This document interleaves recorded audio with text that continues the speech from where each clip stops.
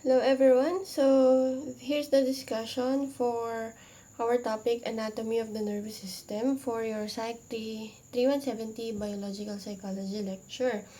So in this topic, we're going to talk about the different parts and functions of the nervous system, starting with its major division. So our nervous system is divided into two: the central nervous system, the CNS, and the peripheral nervous system, the PNS. So, the CNS is the division of the nervous system located within the skull and spine. So, it's mostly composed of the brain and the spinal cord. And the PNS is the division located outside the skull, and it is composed of the somatic nervous system and autonomic nervous system. So, if we're going to go back in this figure, the CNS, the central nervous system inside the skull and the spinal column, is this one. Okay? The ones on the red, and the PNS are the nerves going out the brain and the spinal cord. Okay? So, first we're going to talk about the peripheral nervous system. Okay? So, the peripheral nervous system is further divided into two parts: the somatic nervous system and the autonomic nervous system. So, SNS and ANS. So, the somatic nervous system interacts with the external environment. Okay? So, it is composed of afferent nerves that carry sensory signals from the skin, skeletal muscles, joints, eyes, ears, and so on to the central nervous system, and efferent nerves that carry motor signals from the CNS to the skeletal muscles. Now, as for the autonomic nervous system, it's the part of the peripheral nervous system that regulates the body's internal environment. So, it's composed of, again, afferent nerves that carry sensory signals from internal to the CNS, internal organs to the CNS, and efferent nerves that carry motor signals from the CNS to the internal organs. So, ano bang pagkakaiba ni somatic nervous system and si autonomic nervous system? No? Si somatic nervous system, these are the parts, it contains the nerves that interacts with the external environment. Ibig sabihin, the parts of the nervous system that is interacting with the parts of our body that interacts with the external environment. Ibig sabihin, ito nga, yung nerves na nasa skin, nasa skeletal muscles, joints, eyes, ears, etc., etc., no? Sila yung part ng somatic nervous system.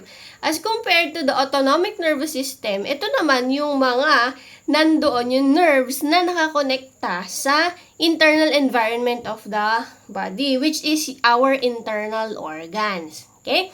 So, both of them, they both have afferent and efferent nerves. So, anong pinagkaiba ng dalawa? Okay? Always remember, afferent starts with A.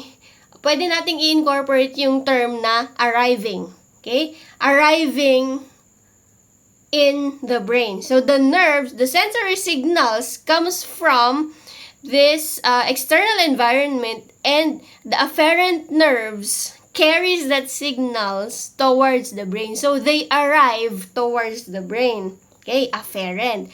Pag efferent naman, it exits the CNS, sorry, not the brain, but the CNS, okay? They exit the CNS carrying motor signals to the skeletal muscles. Kasi di ba ganun yung nangyayari? Yung in-interact natin outside goes to the brain, and then si brain or sa CNS, sige, si brain, si brain yung magsasabi na, anong gagawin natin after? Kapag nakadecide na si brain, di lalabas na siya after. So, afferent, papasok, arriving, efferent, exiting. Okay? Ang kinaiba lang, si somatic nervous system, afferent and efferent nerves, they interact with the external environment, while autonomic nervous system, they interact with internal environment or our internal organs. Okay? So, ito, pag sinabing autonomic nervous system, parang It also is related to being automatic. Kasi yung internal organs natin, hindi natin yan kayang kontrolin. They have the mind of its own, which is mostly controlled by the brain, no? Yung mga external na nerves, kaya natin kontrolin yan. The movement, yung sensations natin, no? Kumaga parang nararamdaman natin yan, no? Joints, eyes, ears, etc. Pero pagdating sa autonomic, it's internal. So, it's mostly parang automatic, no? So, autonomic nervous system ay may further pang division called the sympathetic nerves and the parasympathetic nerves. So, pag sinabi daw nating sympathetic nerves, they are automatic motor nerves that project from the CNS.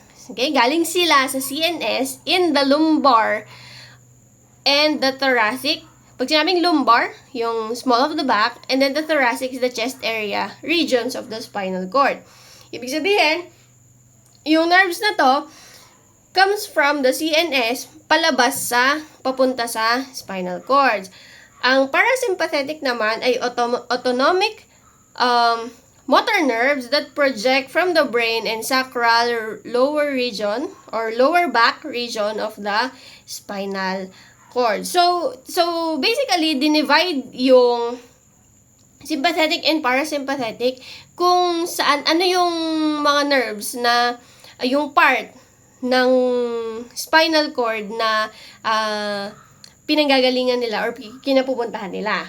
Okay? So, sympathetic, si lumbar, saka si thoracic, si parasympathetic ay sa sacral, no? Project from the brain and the sacral area. Okay?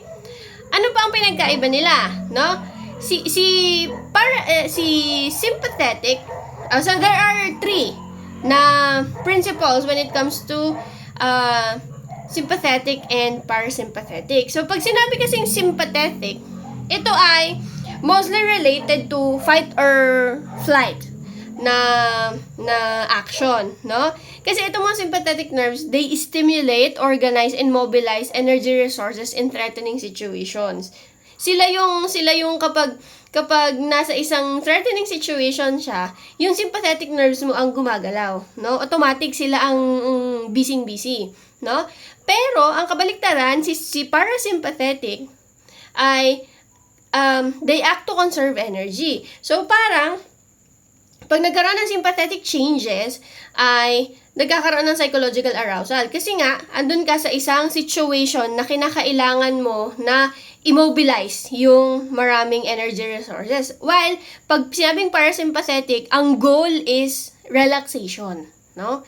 So, kunwari, hinabol ka ng aso, ganyan. The ones that are working, moving your body para makaalis ka, makatakbo ka palayo, is your sympathetic nerves. Yung mga bagay-bagay na nag-help sa'yo para, di ba, makalayo, yan, sympathetic nerves. Now, kapag nakalayo ka na, feeling safe ka na, ang gumagana naman na dyan is si parasympathetic, wherein, tinatry na niyang i-relax yung sarili mo para hindi ka na masyadong kabahan and masyadong hindi na mapagod yung iyong katawan. Okay? Para bumaba na yung levels ng arousal na nararamdaman. Okay? Ayan. So, those are sympathetic and parasympathetic nerves. Okay?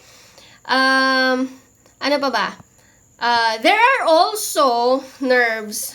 Kung napapansin natin, si peripheral nervous system, most of the nerves comes out from the spinal cord. Nasaan na ba yun? Here.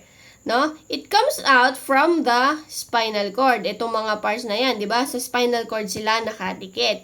However, there are 12 pairs of exception ng nerves na yon. There is what we call the cranial nerves, na kung saan ito yung nerves na nanggagaling sila from the brain, no? So, part ng brain sila nanggagaling, nasa central nervous system, na kung saan doon lumalabas yung nerves instead na nandito sa spinal cord. Okay?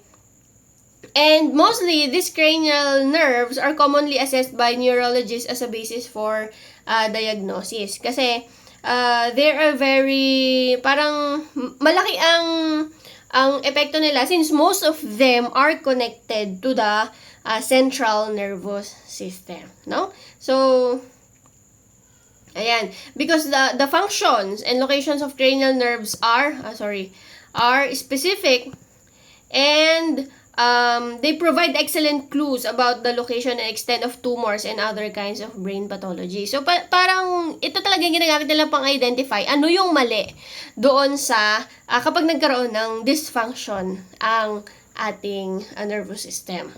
Okay? Now, yung brain kasi natin, ano yan, bukod sa skull, there is also parts, or there is a part of the brain, parts of the brain that protects also, no? Protects it also. So, meron tayong tinatawag na meninges, na kung saan, it encases the brain by 3 layers, no?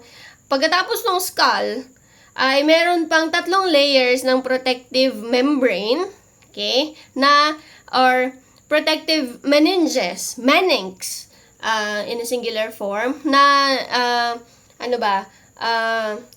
nagpoprotekta sa brain from damage, no, or outside na possible result ng brain dysfunction. So, ano yung 3 part na yon, or 3 meninx na yon, or meninges?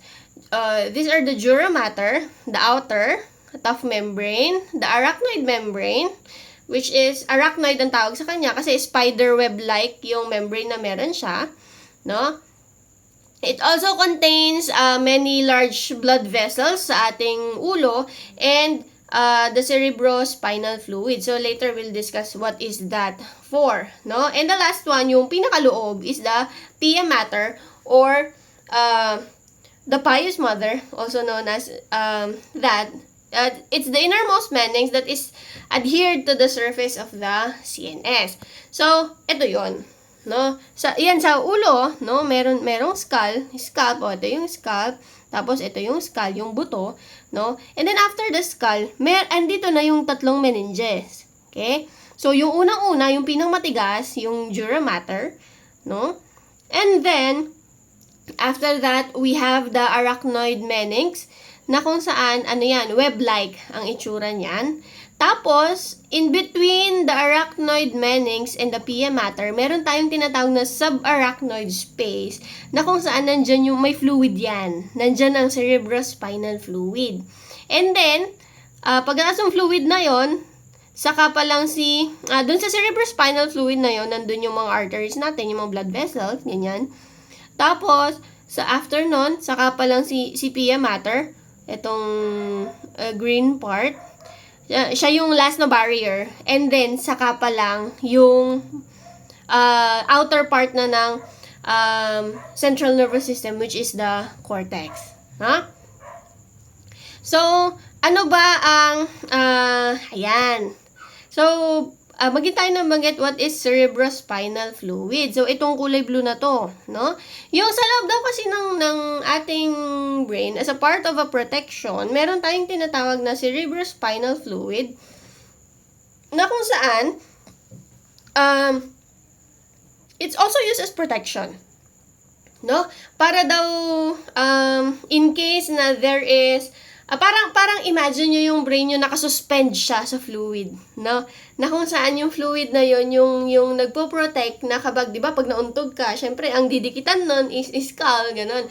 Ideally, that's the purpose of the cerebrospinal fluid, para hindi siya masyadong ma-injure in case of a blunt trauma, no? So, basically, yung cerebrospinal fluid, or the CSF, fills the subarachnoid space, yung pagitan nga ng arachnoid meninx and the pia mater, the central canal of the spinal cord, so yung sa loob ng spinal cord, and the cerebral ventricles of the brain. Ibig sabihin, merong parts ng brain na, ayan, Ito, ano ba yung mga yon? So, central canal is a small central channel that runs the length of the spinal cord. So, mula dun sa pinakataas ng spinal cord, pababa na ganyan, merong kanal or bilog na space wherein ang nasa loob nun ay cerebrospinal fluid. And then, connecting to that are 4 cerebral ventricles, 4 large internal chambers of the brain, and they are connected together by a series of openings and thus form a single reservoir. Ibig sabihin, from the spinal cord towards the brain and then dun sa may nasa gitnang central cerebral ventricles, iisang ano lang yan, iisang daan lang lahat yan. Okay, magkakakonekta lahat sila. So, here's an example. Lahat ng kulay blue, that is the, ano man tinatawag natin? Ayan, yung kinalalagyan ng cerebrospinal fluid. So, outside here, no, and they are connected, tapos they are also in here. So, itong mga blue na to, these are the ventricles. Puro cerebrospinal fluid yung laman yan. Okay? So, here's yung cerebral aqueduct, siya yung nagko-connect ng third and fourth ventricle, no? Ito yung third, ito yung fourth. Ito yung lateral ventricles. Dalawa yan. Okay? So, 1, 2, ito yun, 1, 2, 3, and then 4. Yung nasa gitna, that's the cerebral aqueduct, no? Tapos, ayan, central canal, and then yung central canal na to, ito na yung spinal cord. Yan, diretso yan hanggang dun sa dulo.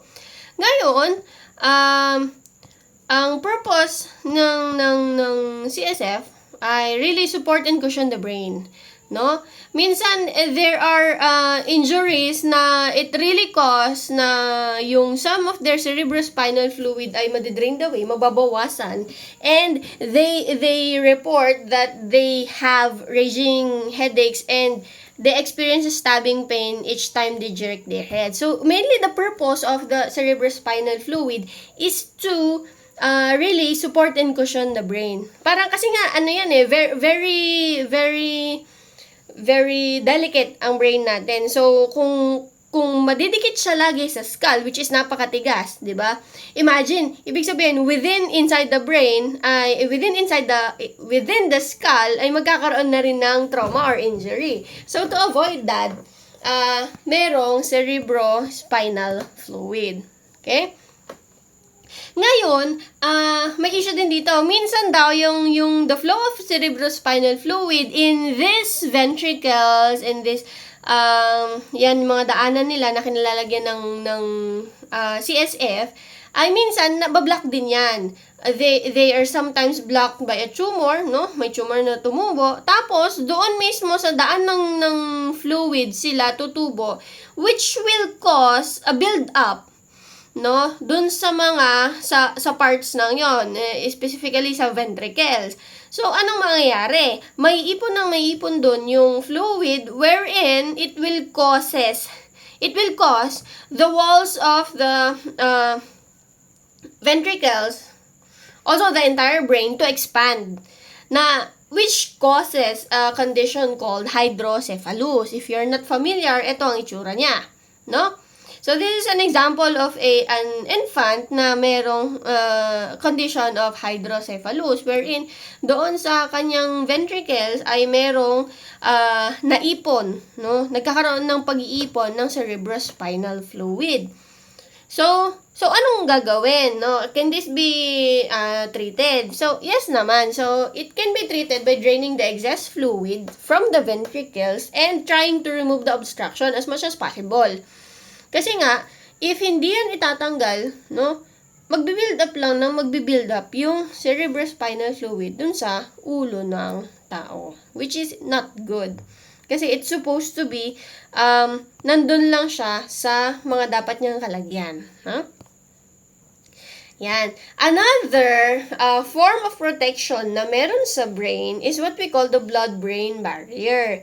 Si blood-brain barrier ay it's a mechanism na parang literally barrier. Naghaharang siya ng mga toxic substances na pumapasok sa brain through our blood, no? Siyempre kasi yung brain natin, may dumadaan lagi dyan na blood for it to function.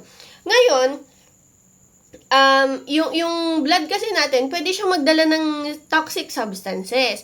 So, in order to, and kapag mayroong toxic substance na yon, syempre, magkakaroon ng, kung hindi siya normal na ginagamit ng brain, no? Makaka-apekto siya sa regular functioning ng brain. So, yun ang purpose ni blood-brain barrier to block the passage of those toxic substances, no? And since ang blood-brain barrier ay ano siya, it's a special structure of cerebral blood vessels na kung saan it's tightly packed. Yung iba kasi na blood vessels natin, it's not that tightly packed kasi kailangan may pumasok na other molecules na kakailanganin siya sa katawan. Pero sa brain kasi hindi natin kailangan ng protein and other large molecules kasi hindi nga niya kailangan. Pero yun nga, hindi naman lahat ay bawal talaga, no? There are some large molecules that are critical for normal brain function such as glucose na hinahayaan ng blood-brain barrier na pumasok. So sabi, what if there are still drugs na nakakaapekto dun sa brain, no? Like yung mga opioids, ganon. And yung mga drugs na nagkakos ng somewhat panandali ang brain dysfunction. Ayan yung therapeutic and recreational drugs. So, depende kasi yan kung gaano sila kaliit, no? And kung gaano sila kagaling pumasok dun sa blood-brain barrier. So, yung iba, no, dahan-dahan yung pagpasok nila, mali sila, dahan-dahan, no? So, there are still na drugs na nakakapasok pa rin. Pero yun nga, most of the larger ones ay nahaharang ng blood-brain barrier. Okay. Now, let's move on to the cells of the nervous system. Okay? So, sa nervous system, we typically know that kapag sinabing cells na nandun sa brain, neurons agad yung naiisip natin, no? Yung neurons na nag-conduct ng signals from one place to the brain and then from the brain towards the rest of the body. But there is also what we call the glial cells, no? Na kung saan sila yung parang mga support cells ng neurons. These glial cells are cells in the nervous system na kung saan they are non-neural cells. Pag sinabi nating non-neural cells, they don't carry information or signals. Okay? Hindi sila nagka-carry ng signals. Ang goal nila is to support, protect, and nourish the neurons. So, ang nangyayari, dumidikit sila doon sa neurons para parang i-help nila yung functioning ni neurons. So, mostly, they are support cells. Okay? And most of the discussion for this one will be discussed next topic because we are going to talk about the neural transmission na. So, mostly, the neurons, the functions of neurons, the kinds of neurons, no? And the parts of neurons and how the neural information is transported or transmitted from one place to another. Okay? So, punta na tayo sa direction in vertebrate nervous system. So, this one is quite important because from this discussion onwards hanggang sa dulo, we're going to talk about the different parts na of the nervous system. And in order to locate where those parts are located, we have to use certain terminologies to describe the directions kung nasaan ba sila. Okay? So, as we can see, meron ditong 3 pairs ng directions na kung saan depende kung saan sila papunta, yun yung pairing nila, no? Pag sinabi nating anterior, posterior, this is, pag sinabi nating anterior, towards the nose. Pag sinabing posterior, papunta sa likod, no? So, kabaliktaran ni anterior. Pag sinabi nating dorsal, pantaas. Pag sinabi nating ventral, pambaba. Okay? Pag sinabi nating medial, towards the brain. Pag sinabi nating lateral, away from the brain or away from the nervous system. Okay? Now, if we're going to look at this, sa cats and sa humans, naiba yung itsura. Okay?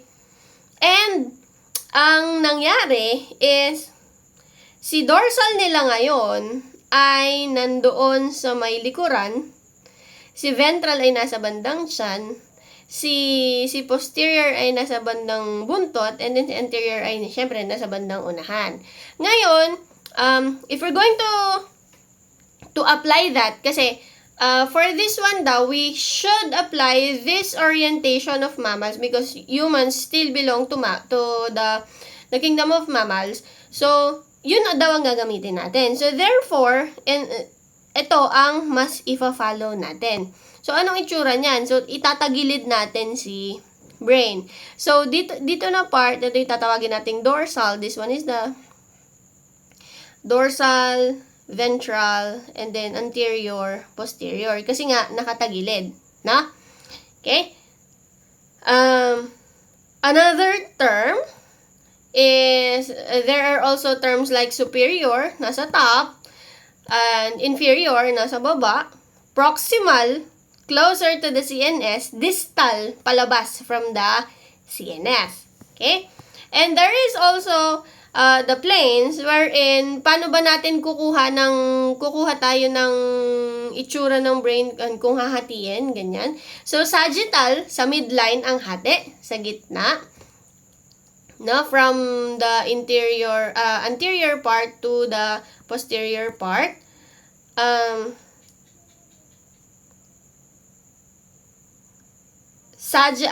Coronal naman or frontal, ang hati naman ay dito. Ang magiging hatian ng brain ay mahati front and back, and then horizontal or horizon, dorsal and ventral. Okay? So, sagittal, ang magiging hati, left and right. Okay? There's also a cross-section na kung saan, dito sa part na to, hahatiin ng horizontally si spinal cord. Now, so, knowing those terms, punta na tayo sa parts ng nervous system. So, unahin na natin, parts ng central nervous system. So, dito na kasi, literal, parts na siya, different parts na siya ng cerebral cortex in the brainstem, no? In even the spinal cord. So, unahin natin si spinal cord. So, this one, in this figure, 3.17, this is the cross-section of the spinal cord. So, imagine nyo, yung spinal cord, hinati siya sa yung linya ng spinal cord, ganyan, no? Ito yung spinal cord ninyo. Yan, ganyan ang hati niya.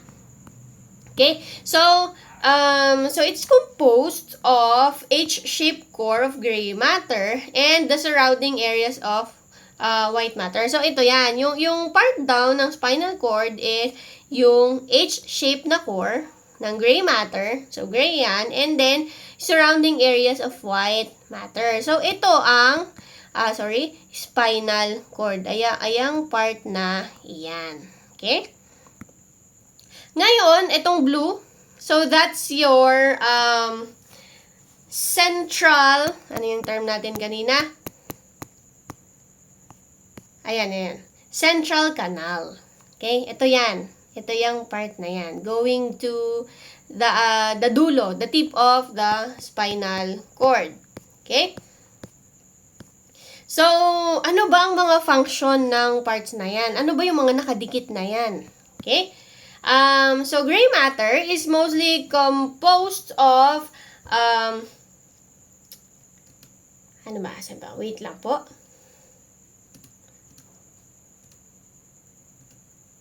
Ayan. So, gray matter is composed of unmyelated interneurons. Okay?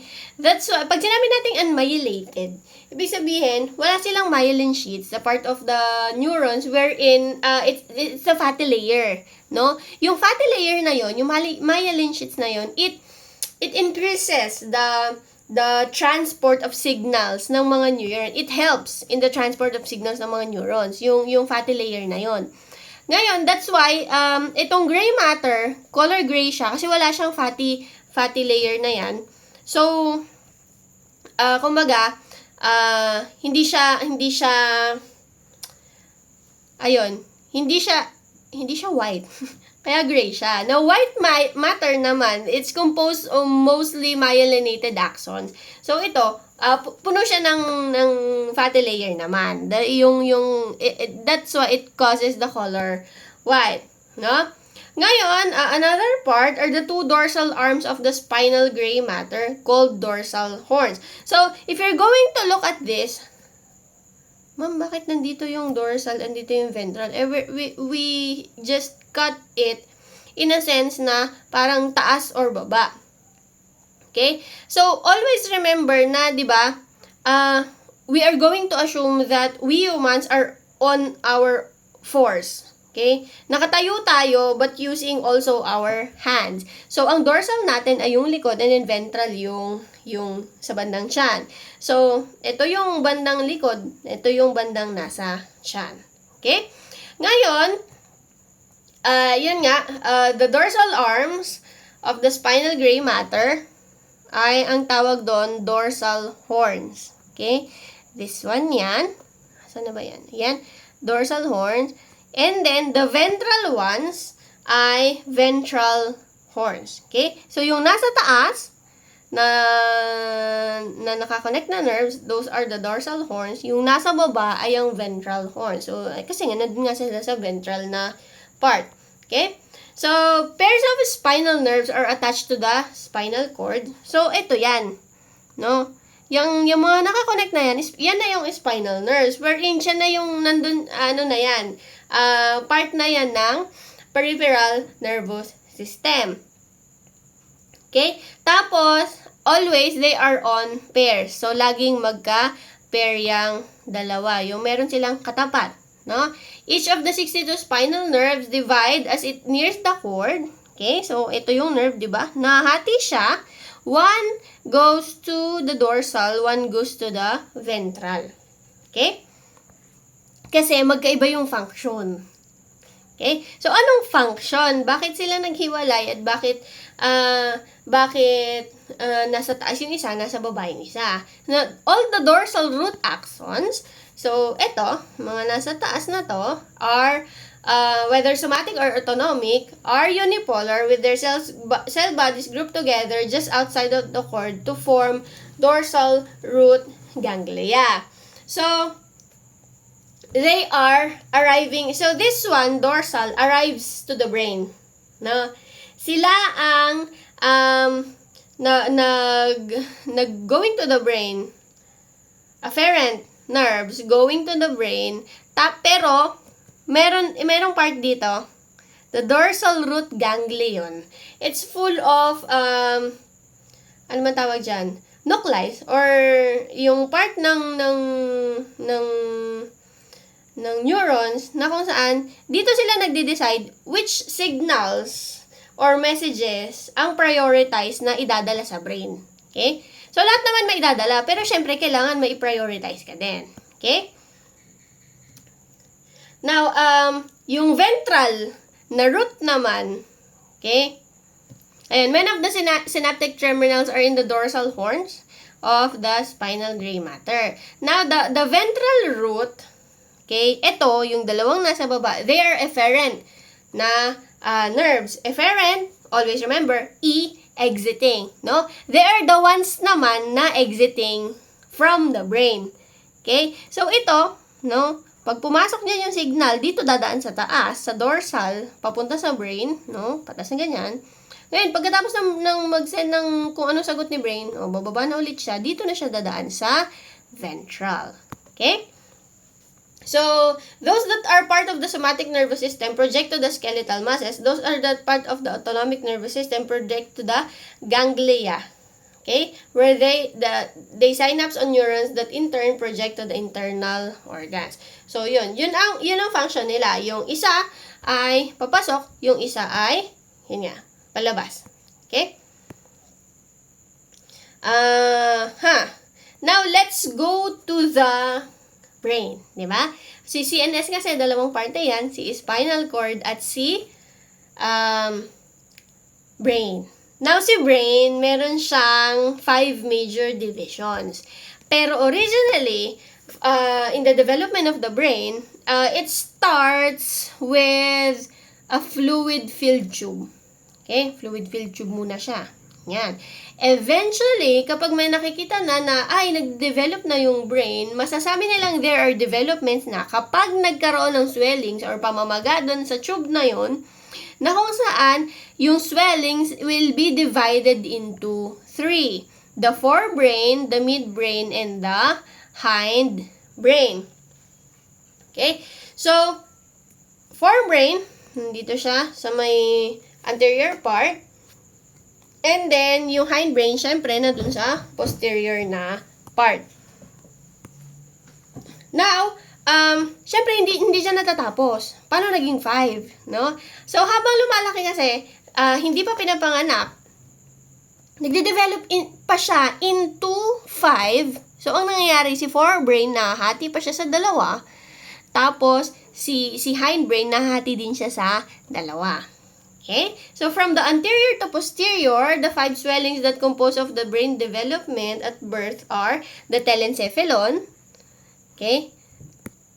The diencephalon, mesencephalon, okay? The midbrain, metencephalon, so hindbrain na ito, metencephalon, and the myelencephalon.